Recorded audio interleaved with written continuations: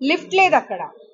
5 floors నుండి పిల్లలు రావాలి, 800 మంది క్యూలో నిలబడాలి, అందరు సర్వ్ చేసుకోవాలి, తినాలి, రిటర్న్ వెళ్ళాలి క్లాస్ రూమ్కి. అరగంటలో ఎలా సాధ్యం అవుతుంది? చదువు చాలా చాలా ఇంపార్టెంట్, నేను కాదని అస్సలు అనట్లేదు. నేను విద్యా సంస్థలకి చెప్తున్నాను, తల్లిదండ్రులకి చెప్తున్నాను, చదువు అనేది చాలా అంటే చాలా అవసరం. కానీ చదువుతో పాటు 24/7 చదవమంటే కూడా ఎవరు చదవరు. పిల్లలు ఏడ్ చేశారు ఏమని అంటే, అందరు ఐక్యూ లెవెల్ సేమ్ ఉండదు. ఒకరు చదువుతున్నారని చెప్పి వాళ్ళతో కంపేర్ చేసి మమ్మల్ని బూతులు తిడుతున్నారు. వాళ్ళతో కంపేర్ చేస్తే మేము చదవలేము, మమ్మల్ని ఏం చేసినా మేము చదవలేము, మేము మా కెపాసిటీ ఇంతేని అన్నప్పుడు వాళ్ళ మీద భారం వేస్తే వాళ్ళ పరిస్థితి ఏమైపోవాలి? చాలా మంది పిల్లలకి వాటర్, మెయిన్గా వాటర్ చెప్పాలి, తాగే నీళ్ళలో కూడా పురుగులు వస్తున్నాయంట, కాక్రోచెస్ వస్తున్నాయంట. ఆ వీడియోస్ కూడా మీరు అన్ని తీశారు, ఆ వీడియోస్ అన్ని మీరు షేర్ చేయండి. ఏ ఫ్లోర్లో కూడా వాటర్ ఫెసిలిటీ లేదు, ఎక్కడో కింద పెడతారు, అక్కడ దాకా వచ్చి నీళ్ళు తీసుకొని వెళ్ళాలి వాళ్ళు. రాత్రి 10 గంటలకు గ్రిల్ క్లోజ్ చేసేస్తే మళ్ళీ పొద్దున వరకు గ్రిల్ ఓపెన్ చేయరు. సో వాళ్ళకి దాహమైనా ఏదైనా కానీ మళ్ళీ వాళ్ళ కింద వరకు వచ్చి నీళ్లు తీసుకొని వెళ్ళేటువంటి పరిస్థితి లేదు. ఎన్ని ప్రాబ్లమ్స్ అంటే ఏ ప్రాబ్లం గురించి చెప్పాలో అర్థం కావట్లే. మెడిసిన్స్ ఎక్స్పైర్ అయిపోయినటువంటి మెడిసిన్స్ ఇస్తున్నారట, 3 టాబ్లెట్స్ ఉంటాయంట. ఒకటి డోలో 650, ఇంకొకటి లాక్టోకాలమైన్, స్కిన్ ప్రాబ్లం వస్తే జిందా తిలిస్మాల్. ఎవరికి ఏ ప్రాబ్లం వచ్చినా దాన్ని తాగిపిచ్చేసి పంపించేస్తున్నారంట. ఒక అమ్మాయి లంగ్స్ ప్రాబ్లం అయిందంట, ఇదే ఫుడ్ తిని తిని ప్రాబ్లం వస్తే ఆ అమ్మాయి బ్లడ్ వామిటింగ్స్ చేసుకుంటే కూడా ఆ జిందా తిలిస్మాత్ వాటర్లో వేసి అదే తాగిపిచ్చేసి నీకేం కాలేదు, చదువు తప్పించుకోవడానికి డ్రామాలు చేస్తున్నామని మాట్లాడారంట. సార్ వాళ్ళు చదువుకోవడానికే వచ్చారు, తప్పకుండా మీరు గురువులు దైవంతో సమానం. నేను చెప్తున్నాను, నేను గురువులను కూడా కించపరచట్లేదు, తగ్గించట్లేదు, గురువులు దైవంతో సమానం. కానీ ఆ పిల్లల మానసిక స్థితిని చూసి, వాళ్ళ ఐక్యూ లెవెల్స్ని చూసి వాళ్ళకి మనం చదివించాలి. అంతేకాని రాత్రి 10గా ఒక్కొక్క క్లాస్ 3 అవర్స్ ఉంటుందంట. 3 అవర్స్ మధ్యలో ఎవరికైనా టాయిలెట్ వచ్చినా, వాష్రూమ్ వచ్చినా వెళ్ళకూడదు. వీళ్లకు బ్రేక్ ఇచ్చినప్పుడే వెళ్ళాలి తప్పించి మధ్యలో వెళ్ళకూడదంట. దానివల్ల యూరిన్ ఇన్ఫెక్షన్స్ అయి కూడా చాలా మంది పిల్లలకు ప్రాబ్లమ్స్ వచ్చాయంట. వీళ్ళు కొట్టిపడేస్తున్నారు వాళ్ళకి ఆ మాట చెప్తే. మీరు కొట్టిపడేయడానికి లేదు, 800 మంది మాట్లాడినటువంటి వీడియో రికార్డింగ్స్ నా దగ్గర ఉన్నాయి, నేను ఇప్పుడు మీకు అవి ప్రొవైడ్ చేస్తాను.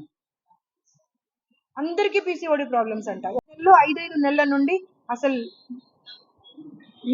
ఇంకా సొసైటీకి చెప్పకపోతే తప్పదు, పీరియడ్స్ రావట్లేదంట పిల్లలకు, అయినా కానీ దాన్ని పట్టించుకుంటలేరంట కనీసం. అరే నేటి బాలలే రేపటి పౌరులు, అది ఇది అని మనం డైలాగ్స్ చెప్తాం. ఆ డైలాగ్స్ చెప్పడం వరకు పరిమితం అవుతే ఎట్లా? ఈ పిల్లలు ఫ్యూచర్లో వెళ్ళి బాగా చదివి మంచి మనుషులుగా ఎదగాలి అండ్ సొసైటీలో ఒక మంచి ఉన్నతమైనటువంటి స్థితికి వెళ్ళాలి అంటే ఈ స్థాయిలోనే వాళ్ళకి ఇన్ని ప్రాబ్లమ్స్, ఇంత నరకం చూపిస్తే వాళ్ళకి చదువు మీద ఇంట్రెస్ట్ పోతుందని చెప్తున్నారు వాళ్ళు. 10 o'clock అయిపోయిన తర్వాత ఇంపోజిషన్స్ ఇస్తారంట, 3 టైమ్స్ 10 టైమ్స్ రాయాలని. దాన్ని మళ్ళీ మార్నింగ్ కల్లా కంపల్సరీ సబ్మిట్ చేయాలి. ఒక్కొక్కరు 2 గంటల వరకు 3 గంటల వరకు కూర్చొని అది రాస్తున్నారంట. మళ్ళీ 5:30కి స్టడీ అవర్స్. నేను అందరికీ రిక్వెస్ట్ చేస్తున్నాను, ఇటు తల్లిదండ్రులకు, అటు ఇన్స్టిట్యూట్స్కి, ఇటు గవర్నమెంట్కి, ఖచ్చితంగా పిల్లలకు చదువు ఇంపార్టెంట్ అయినా సరే ఫిజికల్ యాక్టివిటీ కోసం 2 క్లాసెస్ పెట్టాల్సిన అవసరం ఉన్నది. అండ్ గవర్నమెంట్ అఫీషియల్స్ కానివ్వండి, తల్లిదండ్రులు కానివ్వండి, ఆ ఇన్స్టిట్యూట్లో కనీసం వెంటిలేషన్ ఉందా లేదా, వాళ్ళ హాస్టల్ పరిస్థితి ఏంటి, అవన్నీ కనుక్కున్న తర్వాతనే మీ పిల్లలని హాస్టల్కి పంపించండి.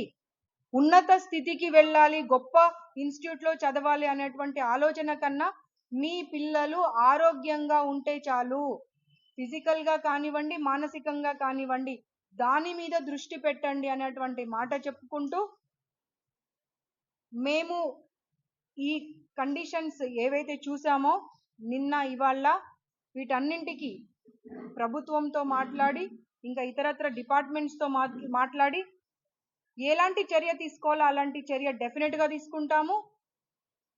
ఎవరైనా సరే పిల్లల గురించి ఆలోచించకపోతే ప్రభుత్వం కూడా ముందు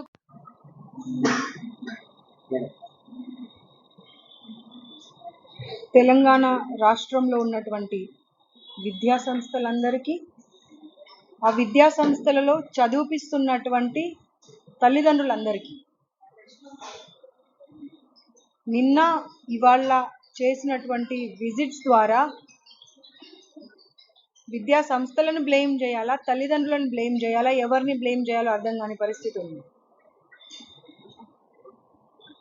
పిల్లలు చదవాలి, బంగారు భవిష్యత్తు ఉండాలి, ఉన్నత స్థితికి వెళ్ళాలి అని ఆశించి వాళ్ళ స్థాయి లేకపోయినా స్థాయికి మించి ఆస్తులు అమ్ముకొని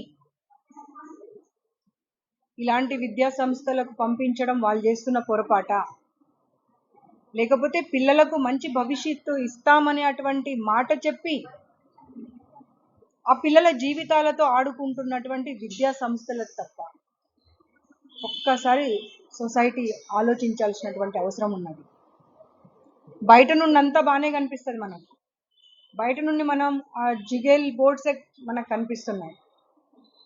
మీ పిల్లలు ఎక్కడ చదువుతున్నారు అని అంటే మనం ఊర్లో గొప్పతనం కోసం చెప్పుకోవడానికే ప్రయత్నం చేస్తున్నాం. అంటే ఈ ఇన్స్టిట్యూషన్ ఆ ఇన్స్టిట్యూషన్ మా పిల్లలు అక్కడ చదివిపిస్తున్నానని గొప్పగా చెప్తున్నాం తప్పించి ఆ పిల్లలు ఇక్కడ ఎలాంటి పరిస్థితులలో ఉంటున్నారు, ఎలాంటి కండిషన్స్ గో త్రూ అవుతున్నారు అనే దాని మీద అటు పిల్లలు తల్లిదండ్రులు దృష్టి పెట్టట్లేదు, ఇటు ఇన్స్టిట్యూషన్స్ దృష్టి పెట్టట్లేదు.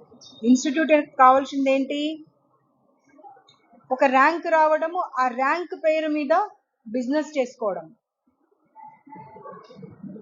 ఒక మాట మనము ఈ మధ్య కాలంలో అంటే ముందేమో మనం అన్నదానంకి మించిన దానం లేదు అనే మాట వినేవాళ్ళం.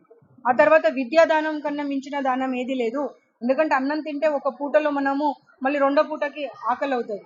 కానీ విద్యాదానం అనేది కనుక, విద్య అనేది కనుక ఉంటే ఎవరైనా ఎలాంటి పరిస్థితుల్లో అయినా ఎక్కడైనా సరే బతికేయగలరు అనేటువంటి విషయం మనం అందరం విన్నాం. అలాంటి విద్యను బిజినెస్ చేసుకున్నటువంటి ఇన్స్టిట్యూషన్స్ని ఎలాంటి పనిష్మెంట్ వేయాలో సొసైటీ ఒక్కసారి ఆలోచన చేసుకోవాల్సిన అవసరం ఉన్నది. ప్రభుత్వాలు వస్తున్నాయి, ప్రభుత్వాలు మారుతున్నాయి, ఆ యాజమాన్యము ఆ ప్రభుత్వాలతో మంచి రిలేషన్స్ మెయింటైన్ చేసుకుంటే మా ఇన్స్టిట్యూషన్కి ఎలాంటి ప్రాబ్లం రాదు అనే దిశగానే ఆలోచిస్తున్నారు తప్పించి ఒక్కసారైనా తల్లిదండ్రులు ఖచ్చితంగా మేము ఇన్స్టిట్యూట్కి వెళ్ళినప్పుడు వాళ్ళ బాత్రూమ్ చెక్ చేస్తాము, వాళ్ళు తినే భోజనం చెక్ చేస్తాము, సడన్ విజిట్ చేస్తాము,